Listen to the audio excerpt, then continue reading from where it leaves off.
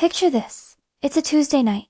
Your laundry is piled up to the ceiling, and your washing machine just started shaking violently before letting out a terrifying puff of smoke.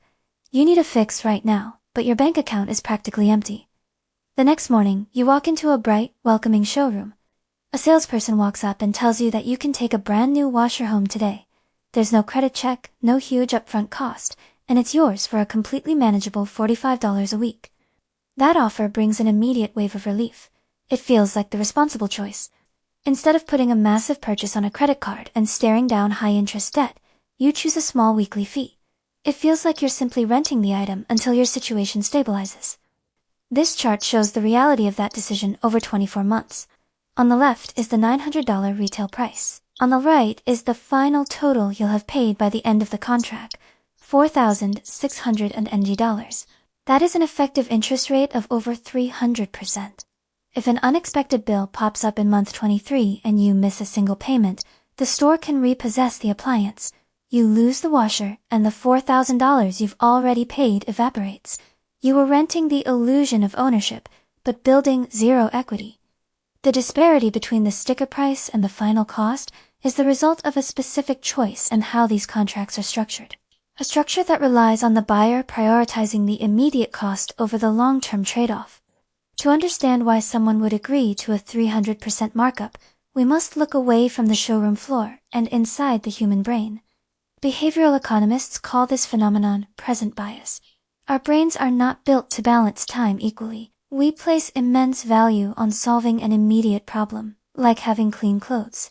This immediate need tips the scale, making a massive future cost feel abstract and unimportant. A future cost of nearly $5,000 is quiet. It doesn't demand attention today. But having friends over this weekend and having no couch for them to sit on is loud, urgent, and potentially embarrassing. In moments of acute stress, the brain shifts from mathematical reasoning to triage. A tiny weekly payment feels safer than a large upfront barrier, regardless of the total price. Sales teams reinforce this bias by directing your attention exclusively toward the weekly increment. The vocabulary of the store is designed to keep your focus away from the total sum. This is payment size bias. When a large number is fractured into dozens of tiny repeated decisions, the brain stops processing the cumulative total. It only evaluates the fragment. We see this in digital subscriptions as well. Most people don't consciously decide to spend $800 a year on streaming platforms. They decide several separate times that $14 a month is a small bill. Rent-to-own companies use this fragmentation to create a constant feeling of affordability, even when the underlying math is devastating.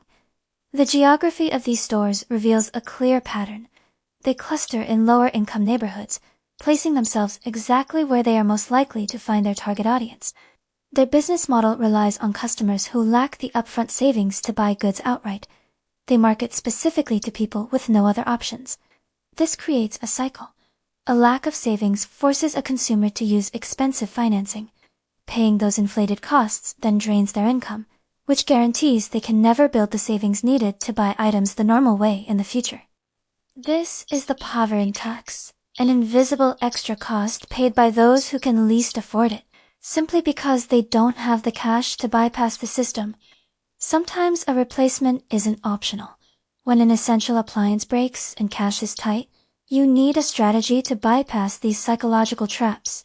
The first step is a mindset shift. Ignore the advertised weekly payment. Instead, demand the total real cost of the entire contract from start to finish. If that number isn't clear, that's your signal to leave. Next, look for alternatives. A used washer or couch from a local marketplace often costs half the retail price. If that isn't an option, saving for a few months while using a laundromat is a far better trade than paying 5 times the price over 2 years. If you must finance, compare the actual annual percentage rates. Even a high-interest credit card at 25% is mathematically safer than the triple-digit interest buried in a rent-to-own contract. The most effective long-term defense is a small emergency fund of $500 to $1,000. This fund is dedicated solely to unavoidable life interruptions. This cash cushion served as a psychological shield.